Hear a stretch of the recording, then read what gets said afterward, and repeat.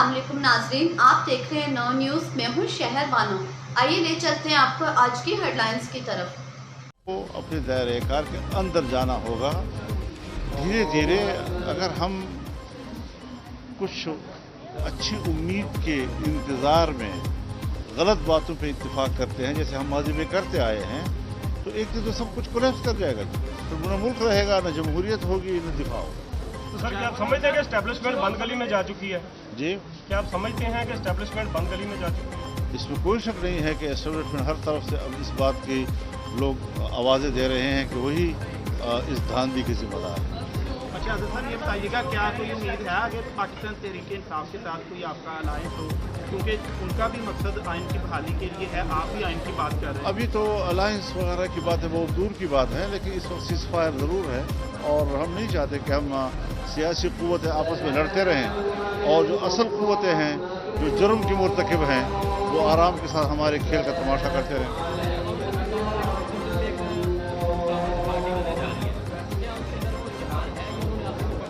किसने?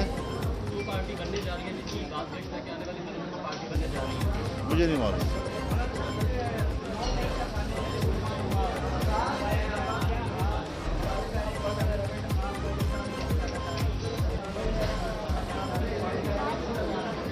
देखिए, 9 मई के हवाले से हमारे भी तहफ़्फ़ुज़ात थे।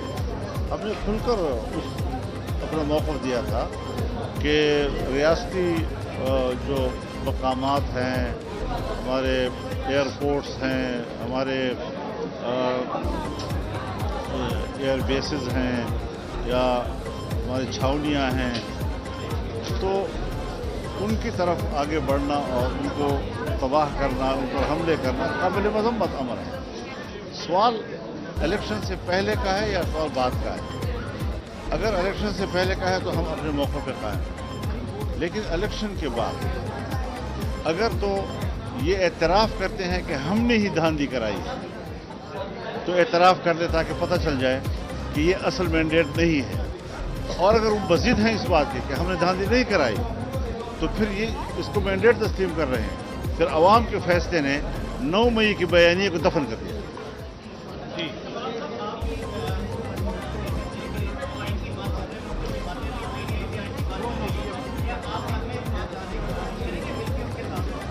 वो बातें करो जो थोड़ा सा मौरूदी सियासत से कुछ ताल्लुक भी तो रखता है।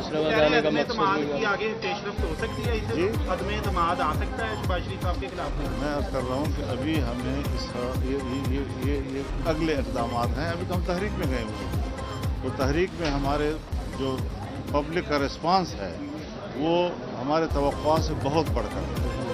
और ये कि धांधलियों की वजह से जो कारकुन मायूस हो जाता है और उसकी जो मेहनतें होती हैं वो उनका पल उनसे छीन लिया जाता है और इस तरह उनको एक नाकामी का तस्वुर दिया जाता है, तो हमने तजर्बा कर लिया है इन 3 जलसों से कि कारकुन जिंदा है, पुरअज़्म है और वो थका नहीं है। आजकल आपके हर बयान की और हर इक़दाम की पीटीआई की तरफ से तायद हो रही है, तो क्या आप इमरान खान से मुलाकात के लिए किया जा सकता है? मतलब आप वो सवालात करें कि जिसके अंदर मैं जिस दायरे में मैं हूँ उस दायरे से बाहर ना निकला करें आप लोग। यानी कोई मौजू है ही नहीं और आप सवाल करके मौजू बना लेते हैं। ये बता इस तरह की सहाफत न क्या करें। ये बता दें, पीपल्स पार्टी आने वाले दिनों में हुकूमत में शामिल होने की कोशिश कर रही है या उनको ऑफर करवाई जा रही है? मैं एक नज़रिया रखता हूँ जी कि इस वक्त अक़लियत हुकूमत कर रही है, क्योंकि पीपल्स पार्टी हुकूमत का हिस्सा नहीं है। सिर्फ जिस वक्त वो गिरेगी तो फिर वो वोट देंगे ना उसको। तो जब तक ऐसे हालात नहीं हैं और पीपल्स पार्टी हुकूमत में भी नहीं है, तो फिर इसका माना यह है कि मुस्लिम लीग की जो तादाद है वो तो अक़लियत बन जाती है। तो इस वक्त जो सूरत हाल है कि पीपल्स पार्टी जो है वो तमाम जो आईनी ओहदे हैं वो भी हासिल कर रही है और उसके बावजूद हुकूमत में भी नहीं है। तो इसका माना ये हुआ कि मुल्क पर अक़लियत हुकूमत कर रही है।